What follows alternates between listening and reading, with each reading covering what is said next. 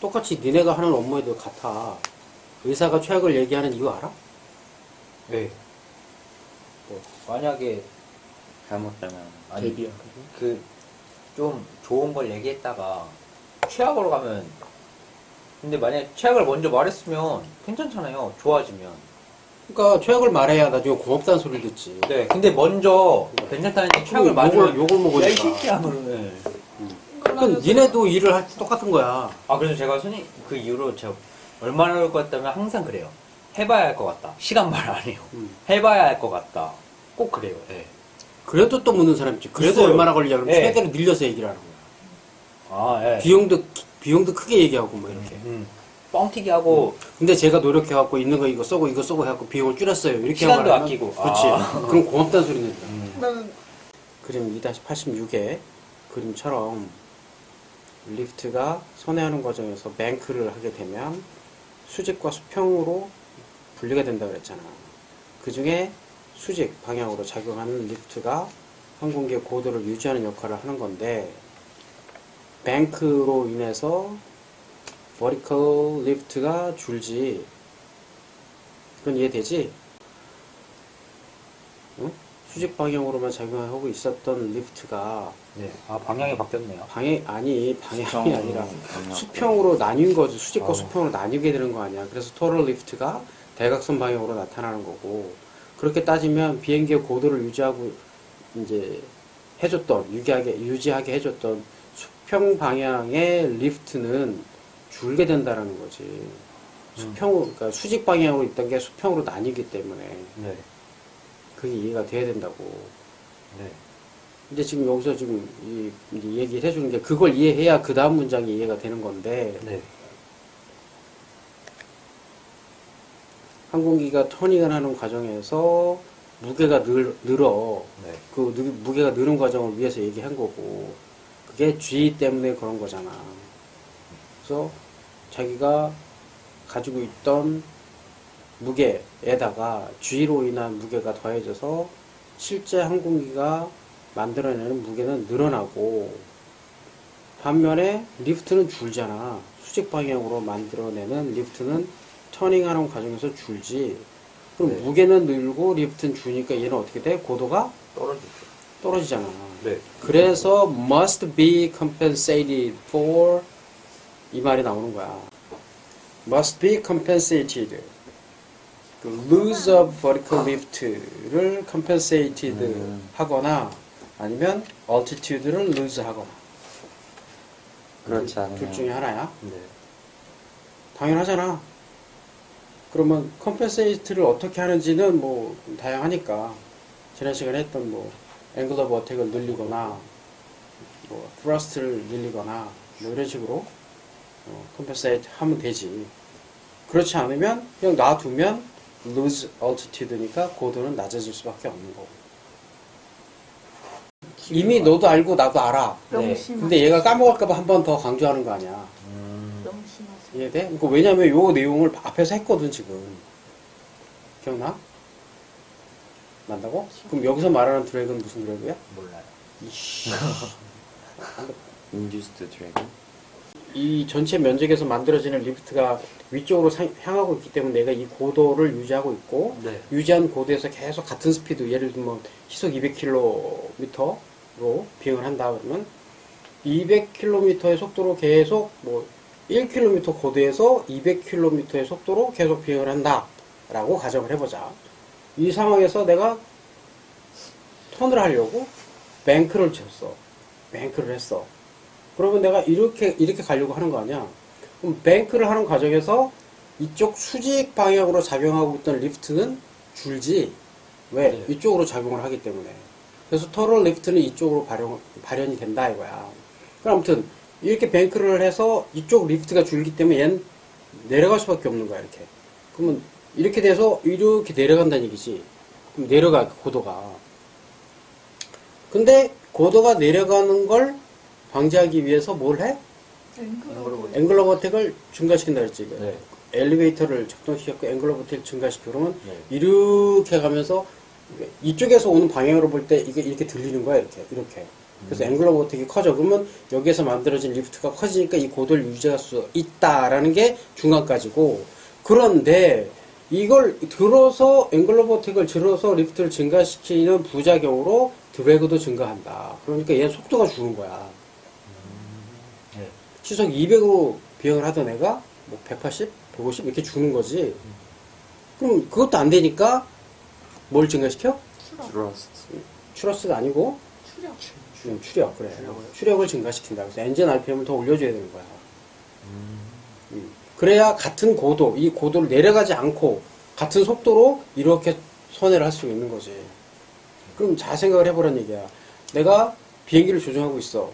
뭐 자동차 핸들하고 비슷하게 생겼으니까 일단 잡고 비행을 하는 과정에서 내가 턴을 하려고 해? 그럼 내가 이걸 당기면서 RPM을 올려줘야 돼, 이렇게.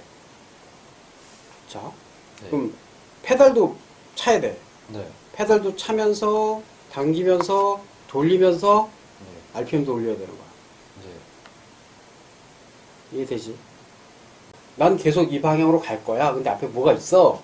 그럴 때 뱅크에서 이렇게 가서 다시 이렇게 가는 거야. 근데 지금 난 이게 아니라 턴을 하는 거니까 이거 각도를 들어 올려야지 이게 다르다고. 그래서 여기서 조금 그 한 단계 진보한 외곽이 있어. 이렇게 가면 너무 느려. 아, 너무 느려. 네. 그래서 얘는 레이싱을 해야 되잖아. 네. 고속으로 얘를 통과해야 돼. 피해서 통과해야 되는데 이걸 이렇게 가서 이렇게 탔다가 다시 이렇게 너무 느려서 이제 갈 수가 없어. 다른 애들하고 승부를 걸 수가 없어. 이렇게 가 이렇게 갔다가 이렇게 갔다 이렇게 간다고. 이건 좀 더 고난도 기술이야. 응? 여기서 탁 틀어갖고 한 발 탁 해서 이렇게 딱 오른쪽으로 갈 때 굉장히 빠를 때 얘기야. 빠른 속도로 가면서 자기물을 피할 때 그렇게 가는 거니까 이렇게 갔다가 피하고 이렇게 갔다가 피하고 간다고. 전혀 다른 턴이지 그거는. 그러니까 이게 상황에 따라서 비행 조정술은 좀 다르게 작용을 한다. 근데 좀 조정술 얘기를 여기서 좀 하려고 하는 건 아니니까. 근데 그래서 영화 같은 걸 보거나 애니메이션을 보거나 이런 걸 할 때 비행기가 왜 어떤 식으로 움직이는지 이런 거를 보면서 이제 파악을 하라는 얘기지. 이건 자동차도 마찬가지인 거야. 카 시리즈에 보면 자동차 운전하는 거, 자동차 미끄러지는 거, 그걸 다시 리커버링 하는 거, 이런 거 다 나와. 이제 우리나라에서는 차에 대한 관심도 없으니까 이거 왜 어떻게 하는지 뭐 알 수도 없지만은, 이제 차를 사갖고 운전하다가 미끄러지니까 이제 겁나니까 이제 알아보지 않았었어요. 그럴 때도. 그런 것도. 어느 쪽으로 미끄러질 때 핸들을 어떻게 조정을 해야 되는지 뭐 이런 거. 똑같아. 근데 그게 흙길인지, 카 1편에 보면 흙길에서 얘가 막 미끄러지지. 라이트닝 맥퀸이. 근데 그걸 배워서 2편에선 자기가 그걸 이용해서 또 우승을 하는 이런 장면까지 나오고 3편에서는 그걸 가르치지. 이 날개가 얘를 다 지지하고 있잖아. 서포트하고 있잖아. 이거 다 들어 올리는 역할을 얘가 하니까. 근데 얘 무게가 어떤 형태로든 늘어나니까 그것까지 얘가 다 지지할 수 있어야 된다. 그러니까 얘가 무작정 다 지지할 수는 없으니 얘도 한계가 있겠지. 요 구조적인 한계, 여기 연결된 한계, 뭐 여러 가지 한계가 있을 거 아니야. 그치? 그 한계를 넘어서는 기동을 얘가 그래서 할 수 없는 거야. 탑건에 보면 뭐 몇지 뭐 거기를 굳이. 한계 리미테이션이라고 표현을 하는데 그런 것들을 넘어서면 기체에 이제 무리가 가서 파손이 될 수도 있기 때문에 같은 차라 하더라도 내가 혼자 타고 있을 때랑 이걸 더 많이 태우고 있을 때는 속도 조절을 해야 하는 거야. 내가 내 차의 성능, 브레이크 성능, 뭐 타이어의 어떤 제동 능력, 그립력 뭐 이런 것들을 본인이 이제 감안을 해서 제어를 해야 되는데 그걸 못하고 그냥 일단 달리기만 하면 서야 할 때 설 수 없어서 대형 사고가 나는 거고 이제 뭐 TV에 나오는 여러 가지 그런 차량 사고들은 대부분은 그렇게 차량을 제어하지 못해서 만들어지는 사고가 대부분이다.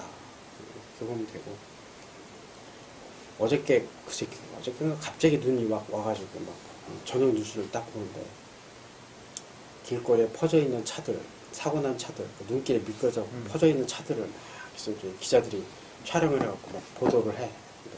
그러니까 제대로 제어도 못하는 사람이 제대로 관리도 안 돼 있는 차를 갖고 운전을 했으니 미끄러지지. 그건 차의 잘못이 아니야. 사람의 잘못이지. 사람이 잘못이라고. 응? 그러니까 차를 제대로 잘 다룰 줄 알아야 되고 관리할 줄도 알아야 된다는 얘기야. 사람들이 이제 모르는 사람이 딱 그 뉴스를 딱 보면 벤츠 SUV는 미끄러지네 눈길에서 뭐 이렇게 나오겠지 이제. 사람이 직립보행을 하면서 발목이 제일 위험하지. 관절에 문제가 생기고 척추도 문제가 생기고.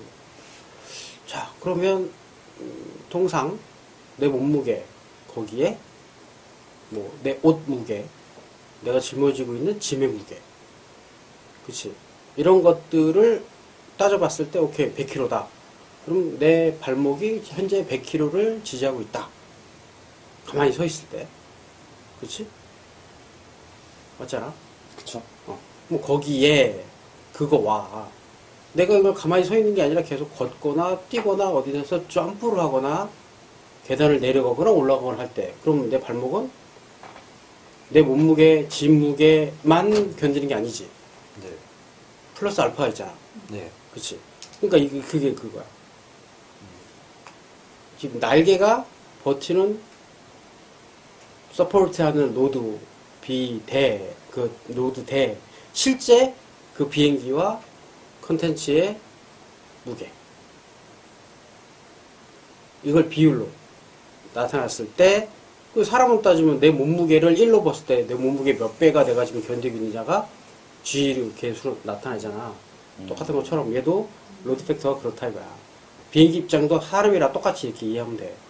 얘가 기본적으로 갖고 있는 무게를 실제로 어느 정도까지 초과해서 내가 견뎌낼 수 있느냐. 그걸 로드 팩터로 비율로 계산해 내는 거지. 근데 왜냐면 이게 내 사람도 똑같이 그냥 딱 짐만 들고 서 있기만 한다면 상관이 없지만 실제로는 그렇지 않으니까 뛰기도 하고 걷기도 하고 뭐 여러 가지 문제가 생기잖아. 그러면 더 많은 로드가 가해지고 이걸 계산해 내야 된다는 거지. 너희가 운동을 할 때도 그렇고 마찬가지야. 내 관절에 내 근육에 어느 정도 부담이 갈 수 있는 거냐 이런 걸 이제 계산을 해서 운동을 해야 되고 몸무게 관리도 해야 되겠지. 그거 관리 안 하면 근육은 점점 빠지는데 몸무게는 늘고 있고 이러면 나중에 관절을 다 망가진다 이것이. 그래서 관절염도 오는 거고, 그렇지? 그 근육을 잃지 않으려고 노력해야 되는 게 제일 중요해 일단. 나이가 들어가면서 근육을 잃으면 뼈가 버티고 그래서 오는 게 여러 가지 그 척추 질환도 마찬가지야. 척추 질환도 뭐 디스크라고 하는 거 있잖아요. 그게 상식적으로 물리학으로 계산을 하면 키가 큰 사람한테 더 많이 온다. 왜? 근데 허리에서부터 거리가 멀면 멀수록 몸에 더 커지지. 그래서 키 큰 사람들은 허리에 작용하는 부하가 더 커. 근데 키가 커지면 커질수록 덩치도 커져서 근육도 받쳐주지 않으면 그건 100% 디스크가 오는 거야. 근육을 키워야 되는 거야. 얘도 계속 비행을 하는 과정에서 이제 균열이 생길 수 있고 이상이 생길 수 있고 피로가 쌓이고 뭐 이러면 이 로드 팩터도 줄어들지. 그래서 나이가 들수록 이렇게 기령이라고 하지. 뭐 차도 그렇고 오래 타면 탈수록 좀 조심히 타야 된다 이거. 금속도 노후가 되고 여러 가지 부품들도 노후가 돼서 부러져. 지금 내 차 같은 경우에는 함부로 못 뜯어. 이제 뜯으면 이제 부러지기 시작해. 플라스틱 제품들이.